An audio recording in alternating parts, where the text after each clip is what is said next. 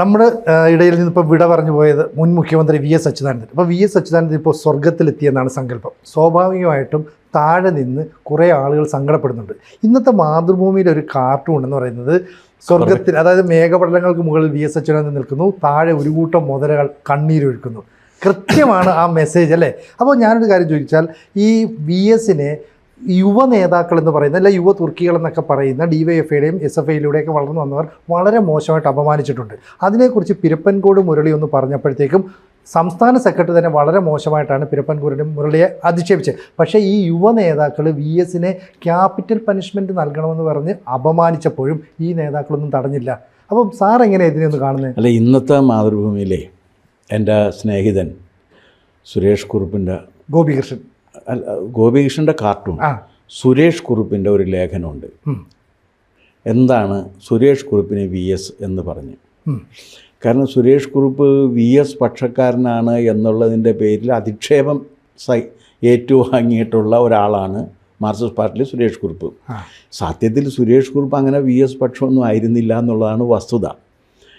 പക്ഷേ VS പക്ഷക്കാരനാണ് എന്നുള്ള നിലയിൽ അദ്ദേഹം അധിക്ഷേപിക്കപ്പെടുകയും അവഗണിക്കപ്പെടുകയും അതിൻ്റെയൊക്കെ പേരിലാണ് അദ്ദേഹം ഇപ്പോൾ എനിക്ക് തോന്നുന്നു ഇപ്പോൾ സുരേഷ് കുറുപ്പ് പാർട്ടിയിലും ഇല്ലെന്ന് തോന്നുന്നു.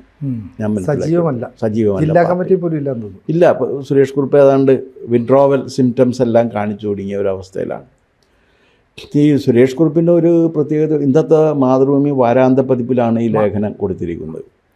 മാതൃഭൂമി വാരാന്ത പതിപ്പിൽ ഇങ്ങനെ പല നല്ല കാര്യങ്ങളും വരുന്ന ഒരു സംഗതിയാണ്. മറ്റ് പല വാരാന്ത്യ പതിപ്പുകളിൽ നിന്നെല്ലാം വ്യത്യസ്തമായിട്ട് വ്യത്യസ്തങ്ങളായ കാഴ്ചപ്പാടുള്ളതും വ്യത്യസ്തങ്ങളായ ലേഖനങ്ങൾ വരികയും ചെയ്യുന്നൊരു സംഗതിയാണ് മാതൃഭൂമി വാരാന്ത്യ പതിപ്പ്. അതിലാണ് സുരേഷ് കുറുപ്പിൻ്റെ ഈ ലേഖനം വന്നിരിക്കുന്നത്. അതിൽ സുരേഷ് കുറുപ്പ് പറഞ്ഞിരിക്കുന്നത് കുപ്രസിദ്ധമോ സുപ്രസിദ്ധമോ ആയ ആലപ്പുഴ പാർട്ടി സമ്മേളനത്തെക്കുറിച്ചാണ്. ആലപ്പുഴ സമ്മേളനം അറിയാമല്ലോ, VSനെ സമ്പൂർണ്ണമായിട്ടും തുടച്ച് മാറ്റിയ ഒരു സമ്മേളനമാണ്. ആ സമ്മേളനത്തിൽ VSൻ്റെ കൊച്ചുമകളുടെ പ്രായമുള്ള ഒരു പെൺകുട്ടി മൈക്കിൻ്റെ മുന്നിൽ നിന്ന് VSന് ക്യാപിറ്റൽ പണിഷ്മെൻറ്റ് കൊടുക്കണം എന്ന് പ്രസംഗിക്കുകയും സുരേഷ് കുറുപ്പ് അത് കേൾക്കുകയും ചെയ്തു. അത് കേട്ടതിന് ശേഷമാണ് ആ സമ്മേളനത്തിൽ നിന്ന് ഇറങ്ങി ഒറ്റക്ക് നടന്ന് VS എവിടെ എത്തിയത്? സ്വന്തം വീട്ടിൽ, മറ്റേ വേലിക്കകത്ത് വീട്ടിലേക്ക് എത്തിയത്. അങ്ങനെ അദ്ദേഹം ഒറ്റക്ക് നടന്നു പോകുന്നതും താൻ കണ്ടു എന്ന് അദ്ദേഹം സാക്ഷ്യം പറഞ്ഞിരിക്കുകയാണ്. സുരേഷ് കുറുപ്പിന് ഇപ്പോൾ ഈ കാര്യത്തിലൊരു നുണ പറയേണ്ട കാര്യമൊന്നുമില്ല. ഇപ്പോൾ സുരേഷ് കുറുപ്പ് ഇത് പറഞ്ഞു കഴിഞ്ഞപ്പോഴേക്കും പാർട്ടിയെ രക്ഷിക്കാൻ വേണ്ടിയിട്ട് നാൻ ലച്ചിപ്പേൻ എന്ന് പറഞ്ഞിട്ട് ഇറങ്ങുന്നൊരിതുണ്ട്. ആ നാൻ ലച്ചിപ്പേൻ എന്ന് പറഞ്ഞ് ഇറങ്ങുന്ന കക്ഷികൾ എന്ത് ചെയ്യുമെന്ന് വെച്ച് കഴിഞ്ഞാൽ അത് സ്വാഭാവികമായിട്ടും ഇതിനെതിരെ പോകുന്നു. ശിവൻകുട്ടിയാണ് ഇന്നിപ്പോൾ ഇറങ്ങിയിരിക്കുന്ന ഒരു കക്ഷി. ശിവൻകുട്ടി പറഞ്ഞ് അങ്ങനെയൊന്നും നടന്നിട്ടില്ല, എല്ലാ കാര്യങ്ങളും വളരെ ഭംഗിയായിട്ടാണ് നടന്നിരുന്ന, ആരും ഒന്നും പറഞ്ഞിട്ടില്ല എന്ന് പറഞ്ഞാൽ അത് തെറ്റാണ് എന്നുള്ള കാര്യത്തിൽ ഒരു സംശയമില്ല. ഇനി VS സത്യത്തിൽ ഒരൊറ്റയാൻ പോരാളിയാണ്. എന്നെ ഒട്ടും ഇഷ്ടമല്ലാതിരുന്ന ഒരാളാണ്, ഉള്ള കാര്യം പറയാമല്ല. അത് ആദ്യമേ പറഞ്ഞില്ലെങ്കിൽ ശരിയാവില്ല, അതുകൊണ്ടാണ്. അല്ലെങ്കിൽ ഞാൻ VSനെ കുറിച്ച് ഇപ്പോൾ മരിച്ചു കഴിഞ്ഞപ്പോൾ പ്രശ്നം അല്ലല്ല, എന്നെ ഒട്ടും ഇഷ്ടമല്ലാതിരുന്ന ഒരാളായിരുന്നു. അതെന്താ കാര്യമെന്ന് വെച്ച് കഴിഞ്ഞാൽ, ഞാൻ വൈസ് ചാൻസലറായിരിക്കുന്ന സമയത്ത് VS എൻ്റെ യൂണിവേഴ്സിറ്റിയിലെ ഒരു പിയൂണിനെ ട്രാൻസ്ഫർ ചെയ്തുകൊണ്ട് ഓർഡർ ഇറക്കി. VSനെ ആരോ പറ്റിച്ചതാണ്. അദ്ദേഹത്തിന് ഈ ഹൈറാർക്കിയെക്കുറിച്ച് അറിയില്ല. കാരണം ഒരു സർവകലാശാല ഒരു ഓട്ടോണമസ് സ്ഥാപനമാണെന്നും അവിടുത്തെ ഭരണം നിർവഹിക്കേണ്ടത് വൈസ് ചാൻസലറാണെന്നും അദ്ദേഹത്തിന് അറിയില്ല.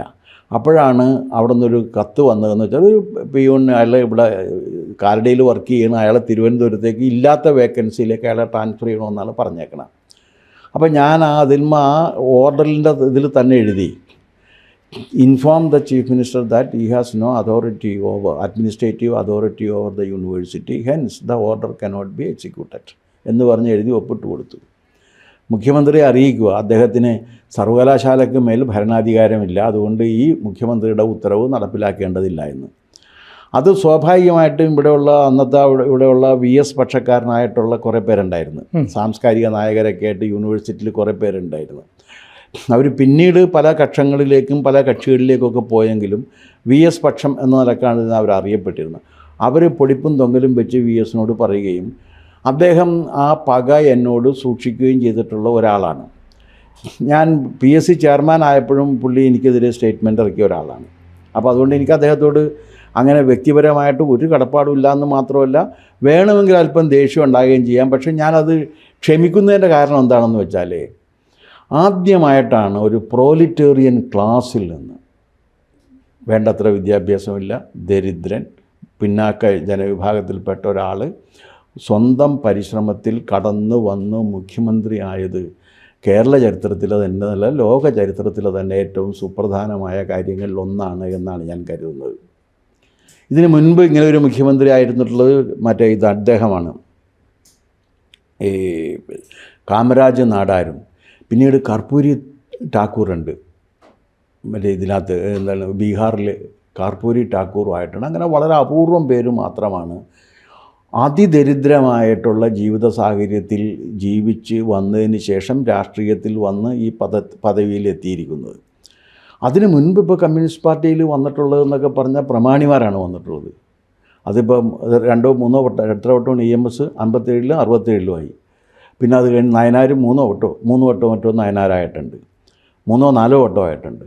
അപ്പോൾ അങ്ങനെ ആയിട്ടുള്ള സമയത്ത് അത് കഴിഞ്ഞ് PK വാസുദേവൻ നായർ, അങ്ങനെ വളരെ അഭിജാതരായിട്ടുള്ള പ്രമാണിമാർ മാത്രം കമ്മ്യൂണിസ്റ്റ് പ്രസ്ഥാനത്തിൽ നിന്ന് വരുന്ന സമയത്താണ് അതൊന്നുമില്ലാത്ത ഒരു തൊഴിലാളി വർഗ, യഥാർത്ഥത്തിൽ തൊഴിലാളികളുടെ ഇടയിൽ നിന്ന് അവർക്കിടയിൽ പ്രവർത്തിച്ച് അവരുടെ കഷ്ടപ്പാടൊക്കെ മനസ്സിലാക്കി അധികാരത്തിലെത്തിയ ഒരു മനുഷ്യൻ എന്ന നിലക്ക് VS അച്യുതാനന്ദനോട് എനിക്ക് അതിൻ്റെ ഒരു ആദരവ് ഉണ്ട്. അദ്ദേഹം എന്നെ ഒരുപാട് ദ്രോഹിച്ചിട്ടുണ്ടെങ്കിലും അത് വേറെ പ്രശ്നമാണ്. പക്ഷേ അദ്ദേഹത്തിന് വേറൊരു പ്രത്യേകത ഉള്ളത് എന്താണെന്ന് വെച്ചാൽ, പ്രതിപക്ഷ നേതാവ് എന്ന നിലക്കൊരു പാരഡൈം സെറ്റ് ചെയ്ത ആളാണ് അദ്ദേഹം. അതിന് മുൻപുള്ള പ്രതിപക്ഷ നേതാക്കൾ, ഇപ്പോൾ EMS പ്രതിപക്ഷ നേതാവായിട്ടുണ്ട്, EMS ആയിട്ടുണ്ട്, കരുണാകരനായിട്ടുണ്ട്, ആൻ്റണി ആയിട്ടുണ്ട്, നയനാരായിട്ടുണ്ട്, ഇങ്ങനെ പലരും പ്രതിപക്ഷ നേതാക്കളായിട്ടൊക്കെ ഇരുന്നിട്ടുണ്ട്. ആ പ്രതിപക്ഷ നേതാക്കൾക്കൊക്കെ ഒരു സവിശേഷത ഉണ്ടായിരുന്നത് എന്താണെന്ന് വെച്ച് കഴിഞ്ഞാൽ, അവർ അസംബ്ലിയിൽ പ്രസ്താവന ഇറക്കും, പിന്നെ പത്രസമ്മേളനവും നടത്തും. എന്തെങ്കിലും അനിഷ്ട സംഭവങ്ങൾ ഉണ്ടായിട്ടുണ്ടെങ്കിൽ അതിൽ നിന്ന് മാറി എവിടെയെങ്കിലും ഒരു അനീതി നടക്കുന്നുവെന്നോ ഒരു അനിഷ്ട സംഭവം ഉണ്ടാകുന്നുവെന്നോ തോന്നിക്കഴിഞ്ഞാൽ ആ സ്പോട്ടിൽ അവിടെ പ്രതിപക്ഷ നേതാവ് ചെന്നിട്ട് ആ പ്രശ്നത്തെ അഭിമുഖീകരിക്കുകയും ജനങ്ങളോടൊപ്പം നിൽക്കുകയും ചെയ്യുന്ന ഒരു പ്രവർത്തന ശൈലി പ്രതിപക്ഷ നേതാവിന് ഉണ്ടാക്കിയെടുത്ത ഒരാളെന്ന് പറഞ്ഞു കഴിഞ്ഞാൽ VS അച്യുതാനന്ദനാണ്. അതിന് മുമ്പ് അങ്ങനെയില്ല. അത് 75 വയസ്സിനുള്ള അല്ല, 75 വയസ്സിനൊക്കെ മുകളിലുള്ള സമയത്താണ് അത് മനസ്സിലാക്കണം. അതെ, അദ്ദേഹം ഈ ഓടിപ്പോകുന്നതും അവിടെ നിൽക്കുന്നതുമൊക്കെ 75 80 വയസ്സിൽ 83 വയസ്സിൽ മുഖ്യമന്ത്രിയായി. അല്ല അതെ. അപ്പോൾ അത് 78 വയസ്സിലാണ് ഈ സംഭവമൊക്കെ നടക്കുന്നത്. അപ്പോൾ ആ 78 വയസ്സിലും ഊർജ്ജസ്വലമായിട്ട് നിന്നിട്ടാണ് പറയുന്നത്. 80-ന് ശേഷം ഒരു മനുഷ്യൻ്റെ അതോടുകൂടിയാണ് ഈ VS അച്യുതാനന്ദന് അന്ന് വരെ ഉണ്ടായിരുന്ന ഒരു ഇമേജ് മാറ്റം അവിടെ നിന്നാണ് തുടങ്ങുന്നത്. അന്ന് വരെ പിണറായി വിജയൻ ഇപ്പോൾ ഉണ്ടായിരുന്നുള്ള ഒരു ഇമേജ് ഉണ്ടായിരുന്നു VS അല്ലേ? വളരെ മോശം ഇമേജായിരുന്നു. കർക്കശക്കാരനായിട്ടുള്ള, ദുശാഠ്യക്കാരനായിട്ടുള്ള, തനിക്കിഷ്ടമില്ലാത്ത വെട്ടി നിർത്തുന്ന, മനുഷ്യരോട് ചിരിക്കാൻ വിസമ്മതിക്കുന്ന, സാധാരണക്കാരുടെ ആളാണെങ്കിലും ബാക്കിയുള്ളവരോട് പ്രതികാരം സൂക്ഷിക്കുന്ന എന്നൊക്കെ പറഞ്ഞൊരു ഇമേജ് ഉണ്ടായിരുന്നു. ആ ഇമേജ് മാറ്റുന്നതിൽ തീർച്ചയായിട്ടും അദ്ദേഹത്തിൻ്റെ PR സംഘത്തിന് വലിയ റോളുണ്ട്. ശക്തിധരനുണ്ട്, ജോസഫ് സി മാത്യു എന്നല്ല അദ്ദേഹത്തിൻ്റെ, ജോസഫ് സി മാത്യുവിനുണ്ട്, ഒരു കുഞ്ഞികൃഷ്ണനുണ്ട്, ശക്തിധരൻ പൊളിറ്റിക്സ് കൈകാര്യം ചെയ്ത്, KN ഹരിലാൽ നമ്മുടെ ഇപ്പോഴത്തെ ധനകാര്യ വകുപ്പ് മന്ത്രിയുടെ ചേട്ടൻ, അദ്ദേഹം സാമ്പത്തിക രംഗത്ത് ഉപദേശം കൊടുത്തുകൊണ്ടിരുന്നു. IT രംഗത്ത് ജോസഫ് സി മാത്യു കൊടുത്തുകൊണ്ടിരുന്നു. പിന്നെ ഈ എൻവറോൺമെൻ്റൽ രംഗത്ത് ഒരു കുഞ്ഞികൃഷ്ണൻ കൊടുത്തുകൊണ്ടിരുന്നു. ഇവരെല്ലാവരെയും ഒക്കെ KM ഷാജഹാൻ ഇതിനെയൊക്കെ ഏകോപിപ്പിച്ചുകൊണ്ടും വർക്ക് ചെയ്തുകൊണ്ടിരുന്ന ഒരു PR ടീം ഉണ്ടായിരുന്നു. ആ PR ടീമിൻ്റെ സഹായത്തോടു കൂടി ഉള്ള പ്രവർത്തനങ്ങളും കൂടി വന്നതോടുകൂടി ഇദ്ദേഹത്തിൻ്റെ ഒരു ഇമേജ് മൊത്തത്തിൽ മാറിക്കിട്ടി. അപ്പോൾ CPM എന്ന് പറയുന്നത് പാർട്ടിക്ക് ജനകീയ അങ്ങനെയല്ല. CPMൻ്റെ ഒരു നേതാവ് എന്ന് പറഞ്ഞാൽ ജനകീയ പ്രശ്നങ്ങളിൽ ജനങ്ങൾക്കൊപ്പം നിന്ന് വർക്ക് ചെയ്യുന്ന ഒരാളാണ് എന്നൊരു ഇംപ്രഷൻ വന്നു. വിദ്യാർത്ഥികൾ സമരം ചെയ്തപ്പോൾ പ്രതിപക്ഷ നേതാവ് വിദ്യാർത്ഥികൾക്ക് നടുക്ക് പോയിരുന്നു. പെമ്പിളെ ഒരുമയെ സമരം ചെയ്ത് കഴിഞ്ഞാൽ അവിടെ പോയിരിക്കുന്നു. മറ്റേ മൂന്നാർ പ്രശ്നത്തിൽ അവിടെ പോയിരിക്കുന്നു. അങ്ങനെ ഓരോ പ്രശ്നത്തിൻ്റെയും നടുക്ക് ചെന്നിരിക്കുന്ന അതൊരു പാരഡൈം ഷിഫ്റ്റായിരുന്നു. ആ പാരഡൈം ഷിഫ്റ്റ് ഉണ്ടാക്കിയെടുത്തത് വി എസ് ആണ്. അതോടുകൂടി വി എസിൻ്റെ ജനകീയ അടിത്തറ വികസിച്ചു എന്ന് മാത്രമല്ല, കമ്മ്യൂണിസ്റ്റ് പാർട്ടിയുടെ, വിശേഷം മാർക്സിസ്റ്റ് പാർട്ടിയുടെയും ഇടതുപക്ഷത്തിൻ്റെയും പിന്നീടുള്ള തെരഞ്ഞെടുപ്പുകളിൽ ഇത് വലിയ സ്വാധീനം ചെലുത്തി എന്നുള്ളതും സത്യമാണ്. അങ്ങനെയുള്ള ഒരു നേതാവിനെയാണ് ഈ പറയുന്നത്. അങ്ങനെയുള്ളൊരു നേതാവിനെയാണ് ഒരു യുവനേതാവ്, ആ യുവനേതാവിൻ്റെ പേരൊക്കെ വന്നു കഴിഞ്ഞു. അപ്പോൾ അദ്ദേഹം പക്ഷെ അത് താനല്ല അങ്ങനെ പറഞ്ഞത് എന്ന് നിഷേധിച്ചിട്ടുണ്ട്. അത് സംസ്ഥാന സമിതി യോഗത്തിലാണ് ചെയ്തത്. അപ്പോൾ അതാണല്ലോ പീരപ്പൻകോട് മുരളി. അത് പീരപ്പൻകോട് മുരളി കേട്ടതാണ്. പീരപ്പൻകോട് മുരളി പക്ഷേ അദ്ദേഹത്തിൻ്റെ പേര് പറഞ്ഞില്ല. പക്ഷേ ഇത് ഗോവിന്ദൻ മാഷ് അദ്ദേഹത്തിൻ്റെ പേര് പറഞ്ഞു. അത് ചിലപ്പോൾ അവർ തമ്മിലുള്ള ഉൾപാർട്ടി ജനാധിപത്യത്തിൻ്റെ ഭാഗമായിരിക്കും. കാരണം ഇവൻ അങ്ങനെ വരണ്ട. ആ ചെറുപ്പക്കാരനിപ്പോൾ ഇതാണ്, എന്താണ്, തെരഞ്ഞെടുപ്പിലൊക്കെ മത്സരിച്ച് അല്ല ആ ചെറുപ്പക്കാരനിപ്പോൾ സെക്രട്ടേറിയറ്റ് മെമ്പറാണ്. അതെ. അപ്പോൾ ഇത്ര ചെറുപ്പത്തിൽ സെക്രട്ടേറിയറ്റ് മെമ്പറായി അത് മലബാറിൽ നിന്ന് വരുന്ന ഒരുത്തൻ തനിക്ക് ഭീഷണിയാണ് എന്ന് കണ്ടിട്ട് കൂടിയാകാം ഗോവിന്ദ സഖാവ് ഇങ്ങനെ ഒരു ഇപ്പം അയാളാണ് എന്ന് വരുത്തുന്ന വിധത്തിലുള്ള പ്രസ്താവന ഇറക്കിയിരിക്കുന്നു. അപ്പോൾ വനിതാ സഖാവിൻ്റെ നിലപാടോ? വനിതാ സഖാവിൻ്റെ നിലപാടെന്ന് പറഞ്ഞാൽ അത് ഒരിക്കലും പെർമിറ്റ് ചെയ്യാൻ പാടില്ലാത്തതല്ല. ആ വനിതാ സഖാവിനും SFIക്കാരിയായിരുന്ന അന്ന് ആ വനിതാ സഖാവിനും വേണ്ട വിധത്തിലുള്ള പാരിതോഷികങ്ങൾ കിട്ടി എന്നുള്ളതാണ് വസ്തുത. ആ വനിതാ സഖാവിനും അനർഹമായ പദവികൾ ആ വനിതാ സഖാവിനെ തേടിയെത്തി. അവരർഹിക്കാത്ത പദവികൾ. അവർക്കെതിരെ ഒരുപാട് ആക്ഷേപം ഉണ്ടായിരുന്നു. അവരുടെ ഒരു PhD തീസീസിനെ കുറിച്ചുമൊക്കെ വലിയ ആക്ഷേപങ്ങളൊക്കെ വന്നു. മാധ്യമങ്ങളൊക്കെ അത് കൃത്യമായിട്ട് എടുത്ത് പറഞ്ഞു. പക്ഷേ എന്നിട്ടും അവർക്ക് പദവികൾ കൊടുക്കുന്നതിലും അവർക്ക് വേണ്ട അംഗീകാരം കൊടുക്കുന്നതിലും പാർട്ടി ഒരു കുറവും വരുത്തിയില്ല എന്നുള്ളതാണ്. അപ്പോൾ VS അന്ന് ഒതുക്കാനായിട്ട് എത്രത്തോളം ശ്രമിച്ചു എന്നുള്ളതിൻ്റെ പ്രത്യക്ഷ ഉദാഹരണം. അല്ല, VS ഒതുക്കുന്നതിന് വേണ്ടി DYFI SFI സഖാക്കളെയാണ് കൂടുതലായിട്ട് രംഗത്തിറക്കിയത് എന്നുള്ളതാണ് വസ്തുത. മുതിർന്നവരിൽ VS സംസാരിച്ചുകൊണ്ടിരുന്ന ഒരാൾ MM ലോറൻസ് ആയിരുന്നു. ലോറൻസ് ചേട്ടൻ VS VS ശരിയല്ല എന്ന് അദ്ദേഹം പലവട്ടം എൻ്റെ അടുത്ത് നേരിട്ട് സംസാരിച്ചിട്ടുള്ളതാണത്. പക്ഷേ ബാക്കി മുതിർന്നവരൊക്കെ എന്തൊക്കെ പറഞ്ഞു കഴിഞ്ഞാലും ഒരു പരിഗണന കൊടുത്തിരുന്നു. പക്ഷേ ഒരു പരിഗണനയും കൊടുക്കാതെ VS എതിർക്കുന്നതിലും VS ആക്ഷേപിക്കുന്നതിലും നേതൃത്വം കൊടുത്തിരുന്നത് ഈ DYFI SFI നിന്ന് വന്നിട്ടുള്ള നേതൃനിരയായിരുന്നു. ആ നേതൃനിരയിൽപ്പെട്ടതാണ് ഈ പെൺകുട്ടിയും നേരത്തെ പറഞ്ഞ ഈ ചെറുപ്പക്കാരനും. അവർ VS ക്യാപിറ്റൽ പണിഷ്മെൻറ്റ് കൊടുക്കണം എന്ന് പറഞ്ഞു എന്നാണ്.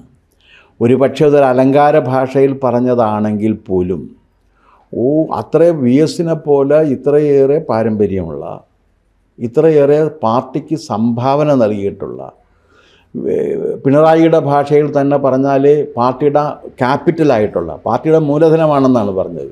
ആ പാർട്ടിയുടെ മൂലധനമായിട്ടുള്ള ഒരാളാണ്, പാർട്ടിയുടെ സ്ഥാപക നേതാവായിട്ടുള്ള ഒരാളാണ്. എന്തിൻ്റെ പേരിലായാലും ക്യാപിറ്റൽ പണിഷ്മെൻറ്റ് കൊടുക്കണം എന്ന് ഒരു യുവ നേത്രി പറഞ്ഞ സമയത്ത് ആ നേത്രിയെ തടയാനോ തിരുത്താനോ അവിടെ ഇരുന്നവർ ശ്രമിച്ചില്ല എന്നുള്ളതിലാണ് ഞാൻ ഏറ്റവും വലിയ കുറ്റം കാണുന്നത്.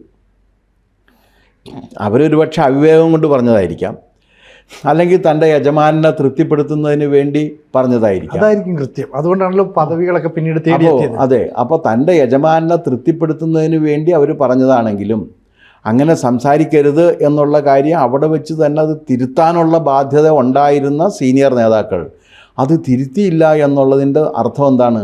അവരും ഇതിനെ എൻഡോഴ്സ് ചെയ്തു എന്നാണ്. മൗനം പലപ്പോഴും കുറ്റകൃത്യമായി മാറും.